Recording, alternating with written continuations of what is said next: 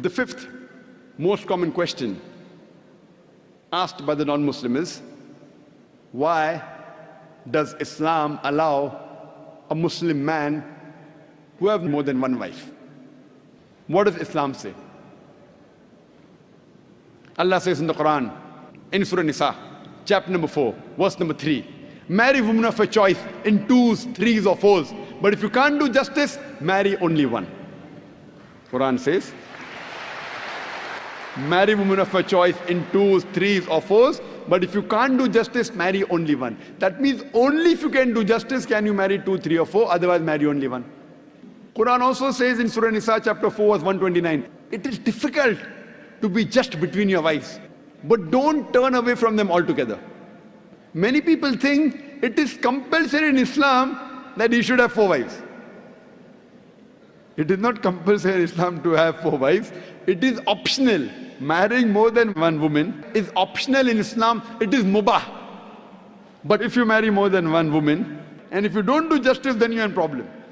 So if you marry more than one woman, you should be able to do justice between them. Let us analyze what are the logical reasons why Islam permits a Muslim man to have more than one wife. By nature we know males and females are born in equal proportion. But in the pediatric age itself, you ask any medical doctor, he will tell you that medically the female sex is the stronger sex. The female child has more immunity than a male child. The female child can fight the germs and diseases much better than the male child. So in pediatric age itself, there are more deaths among the male children as compared to female children.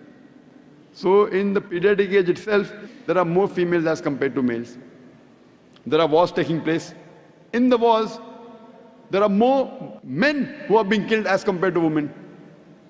As life goes on, deaths take place due to accidents, due to alcoholism, due to drug addiction, due to disease. In all these cases, more males are dying as compared to females. And today's statistics tell us that the average span of a woman is much more than the average span of a man. Today, there are more females in the world as compared to males. In some third world countries, like India, where I come from, the female population is less than the male population. And the reason is because of female infanticide and female feticide. There's a program by the name Let Her Die, under the banner Assignment. It came on BBC, where a British reporter by the name of Emily Beckenin, she says that every day more than 3,000 fetuses are being aborted after they identified that they're females. In India alone, more than 3,000 fetuses are being aborted after they identified that they're females. If you multiply this number by 365, the number of days in a year, we get a figure of more than 1 million fetuses are being aborted every year in India after they identified that they're females. And according to the report of the government hospital of Tamil Nadu, out of 10 females born alive, 4 are put to death. If this evil practice of female infanticide and female feticide stops in India, even in India, in a few decades, the female population will outnumber the male population.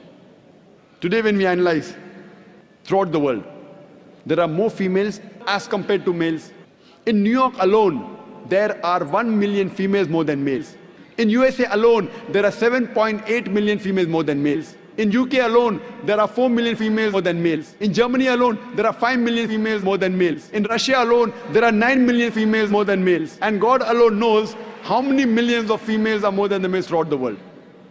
If I agree with a non-Muslim that every man should marry only one woman, and suppose my sister or suppose your sister happens to live in USA, and if the market is saturated, every woman has found a life partner for herself. Yet, there will be 7.8 million females who will not find husbands. And if, unfortunately, your sister or my sister happens to live in USA, and if she's amongst one of those 7.8 million females who has not found a husband, what's the option she has? The only option she has is that she either marries a man who already has a wife, or she becomes public property. Public property? Many people say, Dr. Zakir Naik, such a harsh word. It is the most sophisticated word I can use. I cannot think of a better word. There's no option. She either marries a man who already has a wife or becomes public property. In America, having mistresses is very common. The American statistics tell us, on an average, a man has 8 different sexual partners before he settles down with one. 8 different, some may have 5, some may have 10, some may have 20. 8 different sexual partners before he marries. After marriage, how many he has, the statistics doesn't say that. But before he marries, he has on an average 8 different sexual partners. Having mistresses in America is common, no problem.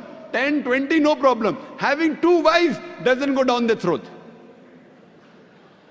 You know, when a woman becomes the second wife of a man, she gets honor, she gets a right. She lives a very peaceful life, with grace, with honor, with all her rights.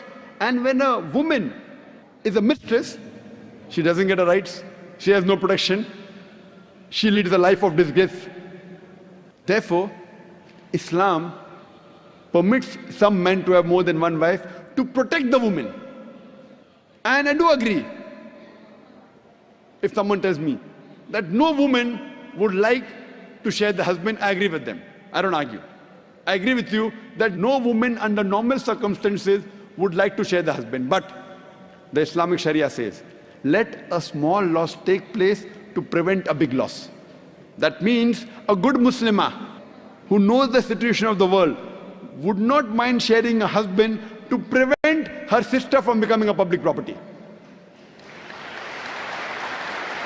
You ask any modest woman, would she prefer becoming the wife of a man who already has a wife or becoming public property? Any modest woman would choose the first one.